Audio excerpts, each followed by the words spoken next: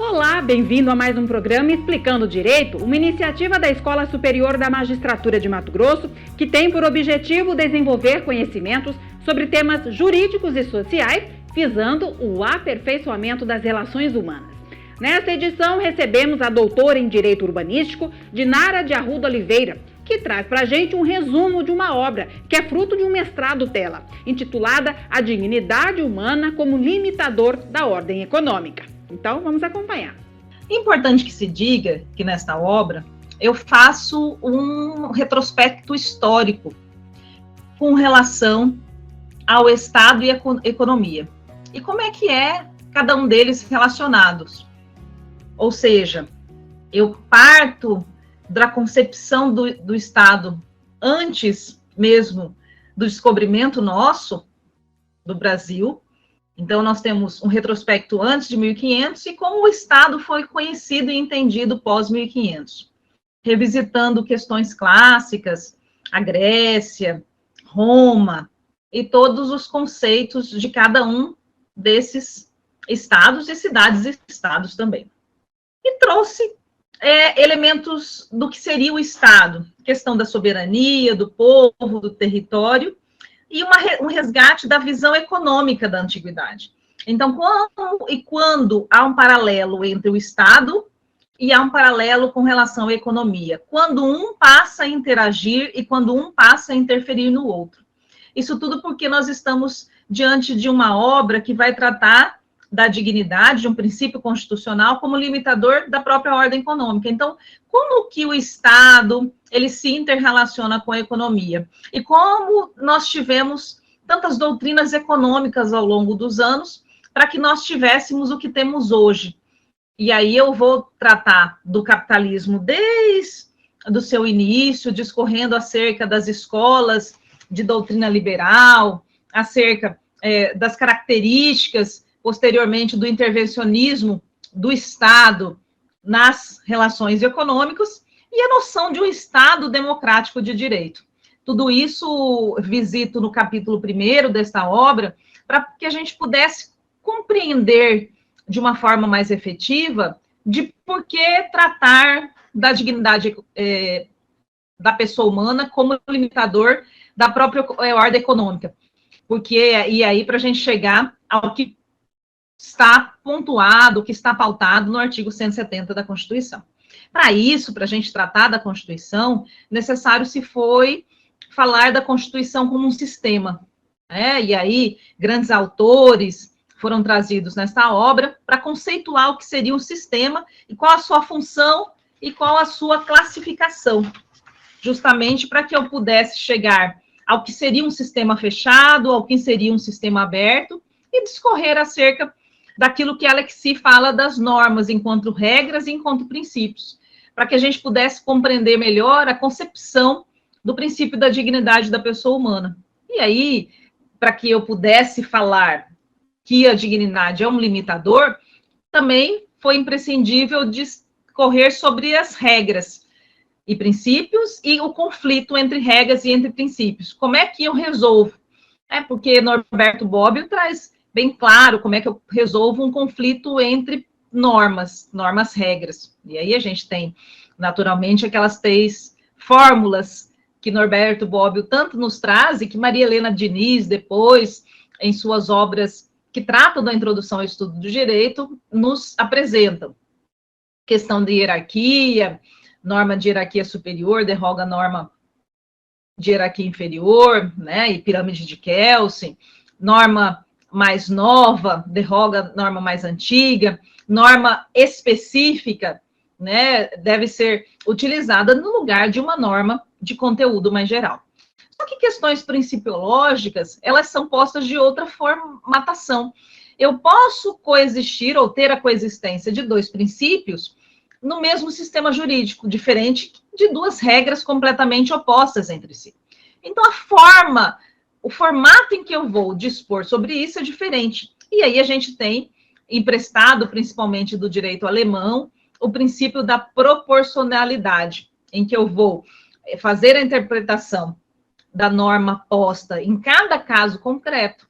Ou seja, eu vou sopesar qual princípio deve ser utilizado naquele dado momento, naquele caso concreto posto, principalmente posto em juízo. E aí, isso é importante, principalmente para a questão da hermenêutica jurídica, na questão da intervenção do julgador no momento em que vai fazer a aplicação da lei. E, portanto, e necessário também se fez entender a Constituição como sistema, já que vínhamos falando do sistema, do direito enquanto sistema, e aí tratamos do direito do sistema fechado e do sistema aberto, é importante entender a Constituição como um sistema de regras, um sistema de princípios. E tratar, portanto, também da constitucionalização da ordem econômica. E aí eu faço uma regressão entre todas as constituições brasileiras, para tratar do que seria conceituação da ordem econômica, os modelos econômicos que já foram tratados desde a parte histórica, e quais são seus reflexos na ordem econômica, e cada constituição brasileira, desde a Constituição primeira, a Constituição em que nós tínhamos ainda o Brasil Império, até a Constituição de 88, passando por cada uma das constituições, percebendo-se o que cada uma delas trouxe de importante no tocante aos ditames sociais, no tocante à influência da Constituição na justiça social, e o que nós temos nos dias de hoje. Nessa regressão, destacou-se algumas constituições que tiveram influência na Constituição brasileira. E não só nessa de 1988, na que se encontra em vigor atualmente, né, apesar de já ter mais de 30 anos, mas também das constituições anteriores, como, por exemplo, a Constituição de Weimar, a Constituição alemã, a Constituição mexicana, que tanto refletiram nas nossas constituições pregressas. Isso tudo demonstrou que o que nós temos hoje na Constituição Brasileira de 1988 não foi algo tão novo, mas, na verdade, foi uma construção jurídica em que nós passamos a ter direitos, principalmente direitos sociais, e aí, né, poderíamos aqui discutir acerca, por exemplo, da questão das ordens de direito, ou melhor dizendo, da primeira, segunda e terceira, em que eu tenho hoje, na verdade, Paulo Bonavides, dizendo que, na verdade, nós já estamos na quarta ou quinta geração de direito. Não, na primeira, segunda e terceira, que foi inspirada principalmente na Revolução Francesa, égalité, fraternité, igualdade, fraternidade, solidariedade, liberdade, né? Então, liberté, égalité, fraternité. Então, nessas gerações se demonstra justamente essas questões. Então, as constituições brasileiras, elas passam a ter uma análise que demonstra que o direito social, ele já existia, ou já pré-existia desde sempre. E a intervenção do Estado na economia já se nota desde a primeira Constituição, na Constituição Imperial, quando a Constituição já tratava acerca dos impostos, em que o Brasil colônia levava a Portugal, antes mesmo da Constituição, o Brasil colônia pagava impostos, e muitos impostos a Portugal.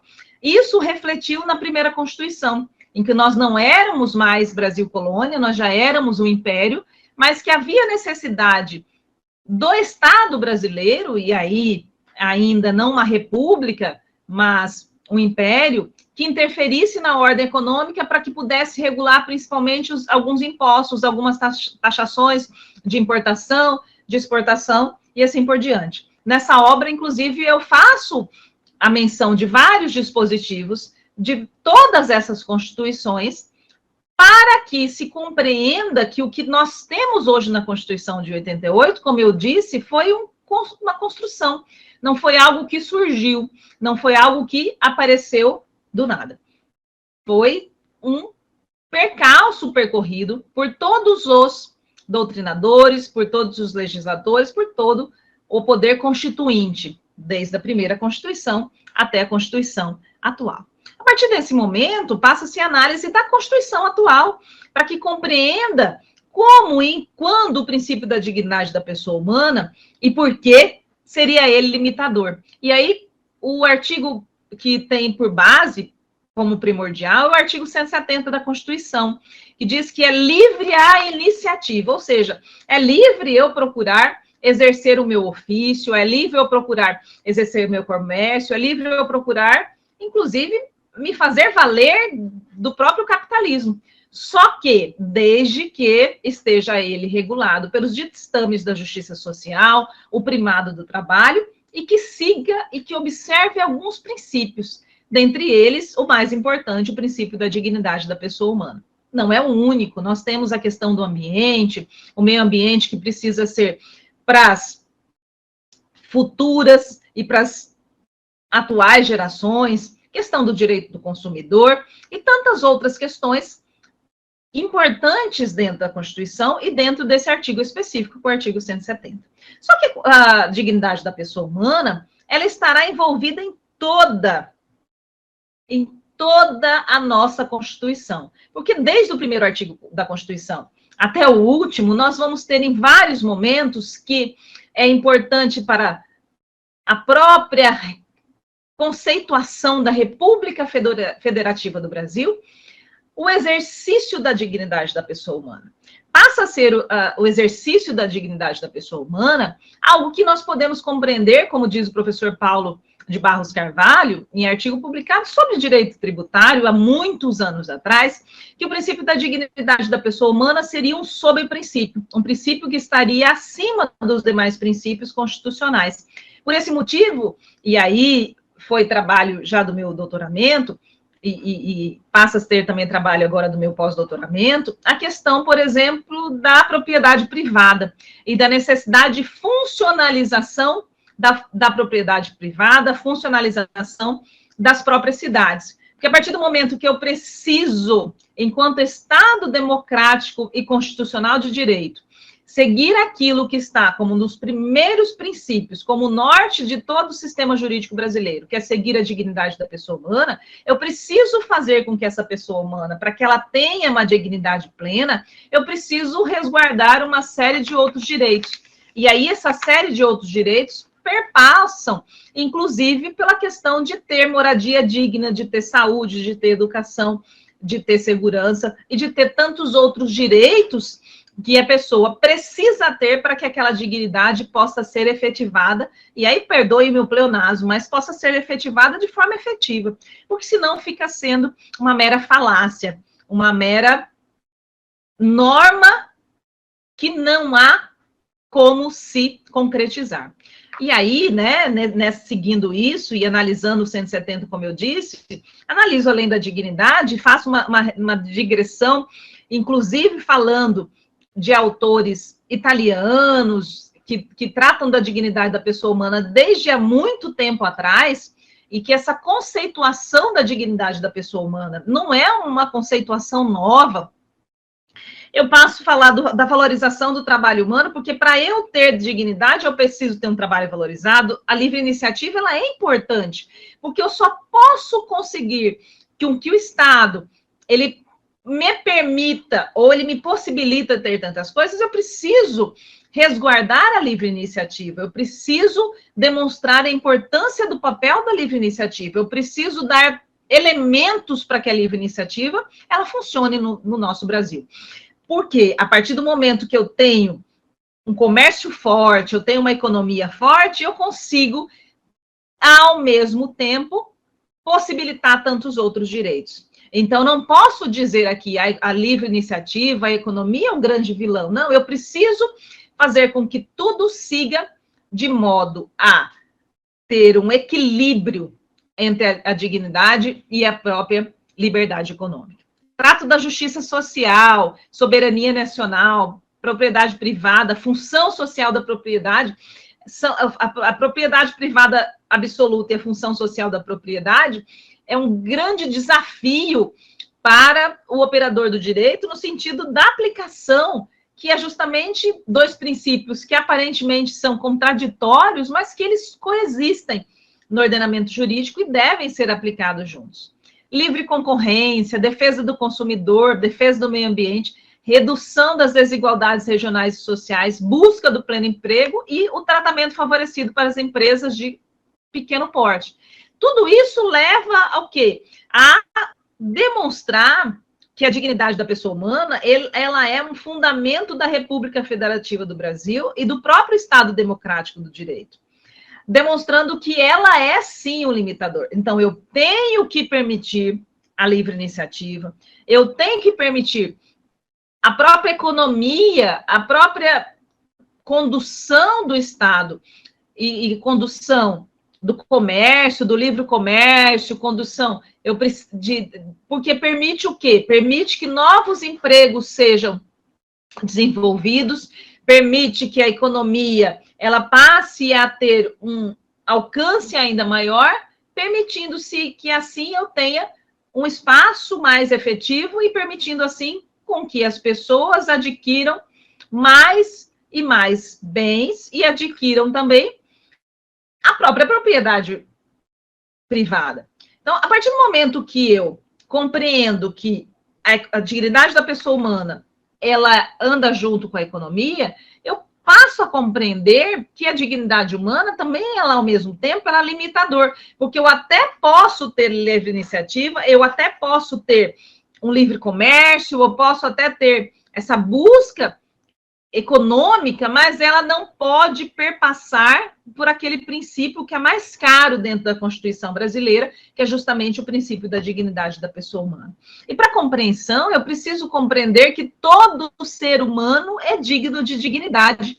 E aí, como já dizia Hannah Arendt, uma grande filósofa, eu preciso compreender o outro e deixar de coisificar o outro.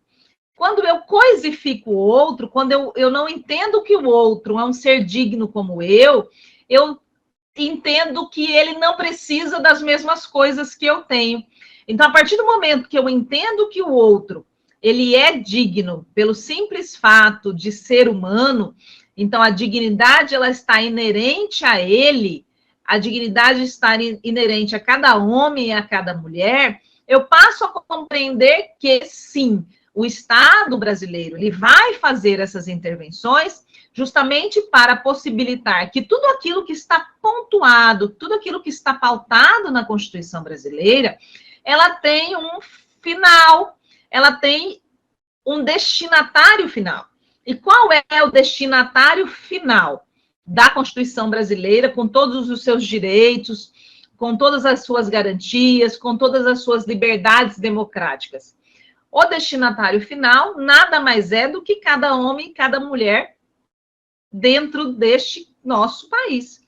Então, para que eu possa falar de uma ordem econômica justa, para que eu possa falar de uma ordem econômica igualitária, mas ao mesmo tempo, para que eu possa falar de uma ordem econômica forte, para que eu possa falar de uma ordem econômica que vai fazer com que nós alcancemos um patamar cada vez mais elevado, enquanto país, enquanto Estado soberano, eu preciso lembrar que quem vai usufruir desta economia pujante, quem vai usufruir de uma ordem econômica cada vez mais e cada vez mais inerente, cada vez mais representativa, cada vez mais autossuficiente e a cada momento maior, eu preciso compreender que quem vai utilizar sou justamente eu, é justamente vocês.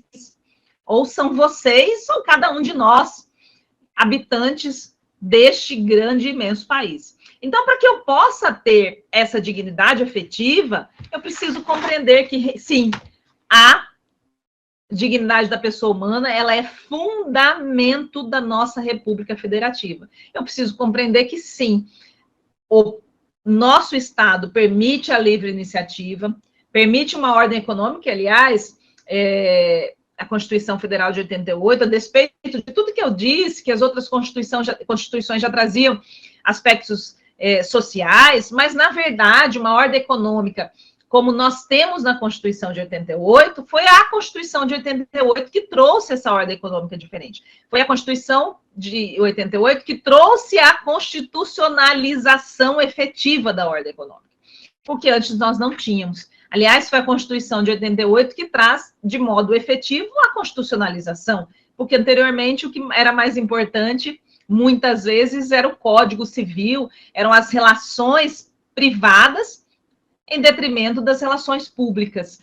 E aí os códigos subsequentes, pós-Constituição de 88, que demonstraram essa grande mudança, como o CDC, em 1990, Código de Defesa do Consumidor, que traz, por exemplo, e aí só para citar o exemplo, para a gente contextualizar, já partindo aí para as conclusões dessa breve exposição, é que a gente passa a ter, por exemplo, a possibilidade de cláusulas sendo anuladas ou declaradas nulas porque estão violando algum ditame legal. O que antes, no Código 16, nós tínhamos, em grande parte, o pacta sunt servanda, ou seja, fez o contrato, sendo partes capazes, preenchidos os requisitos contratuais, os requisitos legais para aquela espécie de contrato, pacta sunt servanda, o contrato feito por pessoas capazes, direito disponível, era lei entre as partes, não havia o que se falar sobre isso. Com o Código de Defesa do Consumidor isso mudou, depois nós temos a modificação do Código Civil, o Código de Processo Civil de 2015, demonstrando que a Constituição Federal de 88 efetivamente constitucionalizou os direitos. Efetivamente, nós temos a pirâmide de Kelsen observada, em que a Constituição está acima de todos os outros que vêm abaixo dela. E a dignidade da pessoa humana, dentro da Constituição Federal, é um dos requisitos, um dos princípios, uma das regras mais necessárias para a utilização enquanto organismo jurídico. Não há como se falar de outra forma. Eu posso ter ordem econômica, eu posso ter livre iniciativa, mas ela precisa seguir os ditames constitucionais, assim como todo o Estado democrático. Eu primo pelo social, de acordo com a Constituição de 88. Eu não posso deixar de lado, como eu disse, por óbvio, o capitalismo representado pelo mercado econômico. Nós, um Estado tão pujante como o Estado de Mato Grosso, agronegócio é importantíssimo. Eu preciso fazer com que o Estado tenha condições financeiras, o Estado tenha estrutura para se assegurar. E eu preciso dar essa segurança para as pessoas. Mas o Estado brasileiro é o Estado que nós dizemos que é um Estado intervencionista. Claro que uma intervenção de modo pontual. Ele é um Estado em que eu vou para a concretização dos objetivos traçados pela Constituição. Em determinados aspectos, eu vou intervir, eu enquanto Estado. Ele vai atuar como agente normativo e regulador. E neste formato, ele vai atuar como normativo e regulador da própria atividade econômica. E o artigo 174, o artigo 170, como já citado, eles demonstram justamente que o Estado pode exercer a função de, repetindo novamente, fiscalização e regulação, mas também como fomentador.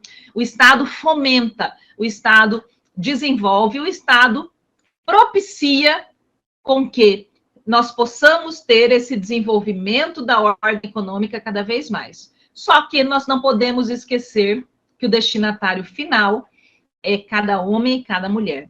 E cada homem e cada mulher tem inerente em si a sua própria dignidade. Eles têm inerente em si a sua própria função digna pelo simples fato de serem pessoas. E o arcabouço jurídico brasileiro não pode e não deve se esquecer de jeito nenhum disso. Agradeço imensamente, mais uma vez, a oportunidade de estar neste programa, explicando direito, e fico à disposição sempre para quaisquer dúvidas, quaisquer sugestões, quaisquer informações. Precisando, estamos aqui. E foi uma honra, como eu disse, fazer esse lançamento deste livro. E espero que todos possam aproveitar. Muito obrigada.